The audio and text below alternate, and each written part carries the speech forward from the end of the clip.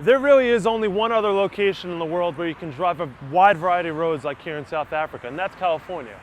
Luckily for us, we had BMW provide us an M235i. There are challenges here in South Africa you also have to contend with.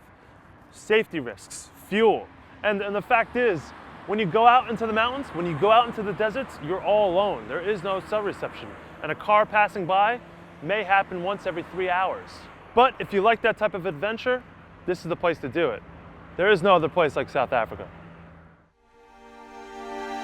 After leaving Cape Town early in the morning, we headed north on the N1, the primary artery from the southern tip of the continent. For the weeks leading up to this trip, I had researched the roads of South Africa. Within the Western Cape, over 100 passes to choose from, but I only wanted to find the best, and not just for driving, but also for the scenery.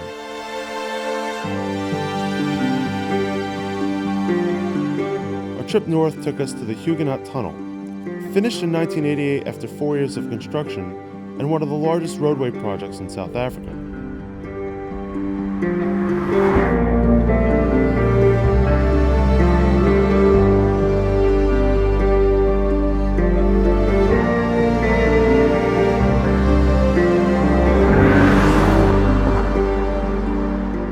Absolutely stunning road, absolutely stunning scenery. Unlike any other place I've been, this reminds me very much like a mixture of Switzerland with Arizona. You've got the high mountain passes, the desert terrain, and just sheer cliffs, absolute sheer cliffs. You know, though it is a longer route, and you only have to contend with trucks here and there, this is the way to take. And then driving this car now on these twisty roads, it very much reminds me of an E46 M3.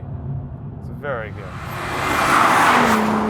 Before the tunnel was constructed, there was only one way to get across this mountain range, and that was this road, the R101.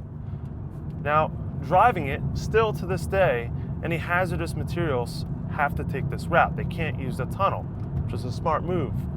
But it's also a smart move because the scenery, this is insane.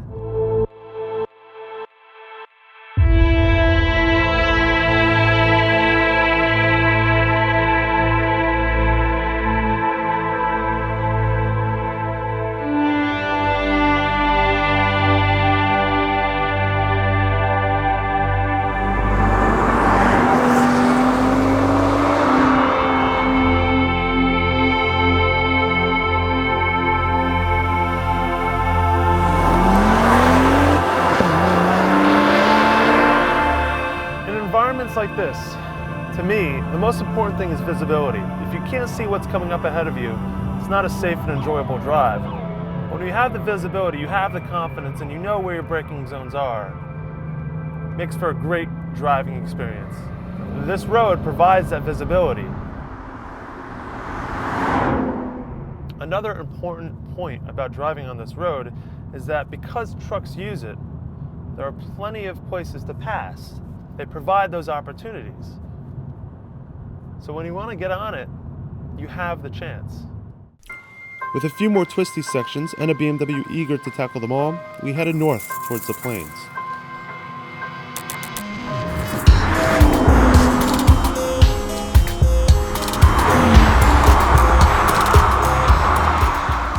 Now, the BMW M235i was designed to revive past memories of what BMWs were like 2 decades ago.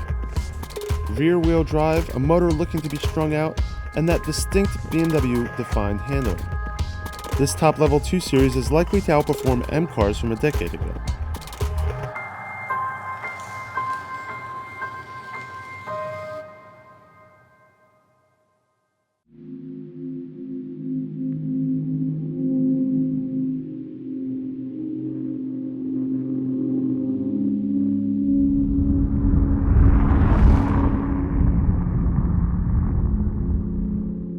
South Africa. It's different, it's special, it's unlike anywhere else in the world. Sparse in places like this, the Great Karoo Basin, but nonetheless beautiful. And driving on these roads, all I can think about is wanting to see and explore as much as I can.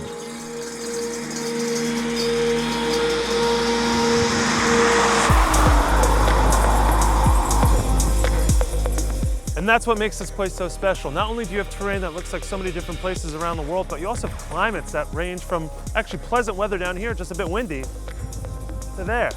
9,000-foot peaks with rain and snow in June. Well, it's winter down here, but that's the way we're heading.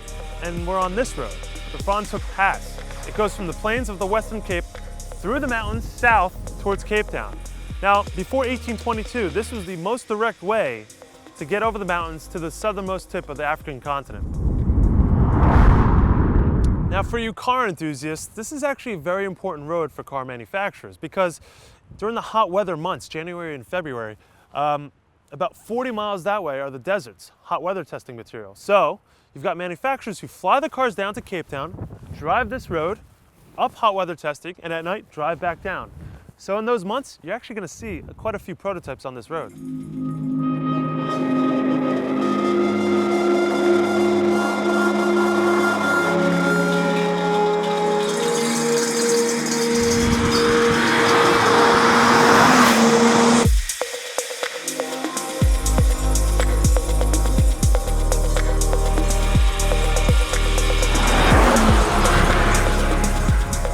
Continuing on our loop across the Western Cape, we then headed south, back over the Cape Fold Mountains, passing countless construction zones.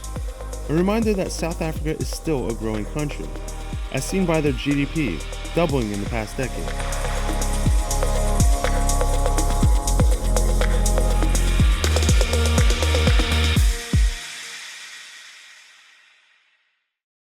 So after about 5 or 6 hours of driving 340 kilometers all across the Western Cape, we come back down to Cape Town, heading towards Chapman Peak Drive. Now, what I've heard is that this is one of the best driving roads in the world, and even more special when you're driving it during sunset. It's something I've been told is quite unbelievable. But the fact is, we've got typical winter weather for Cape Town. Overcast skies, sun not seen yet, and we've got about 40 minutes before sunset on this winter day. So we'll see.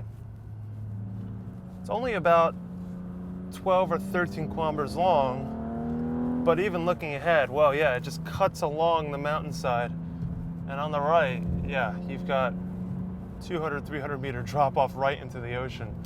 Now right out here, that's something special. That is right where the Indian Ocean meets the Atlantic Ocean.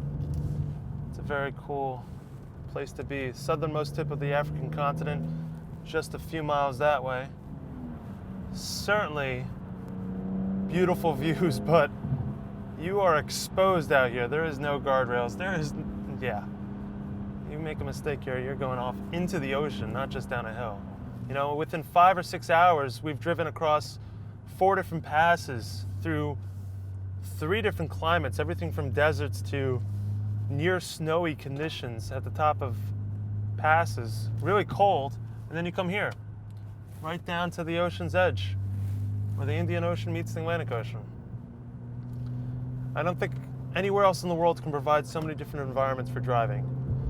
The best driving roads in the world? Some of the best, yeah, absolutely. And then right after finishing that last line, unexpectedly, the skies opened up.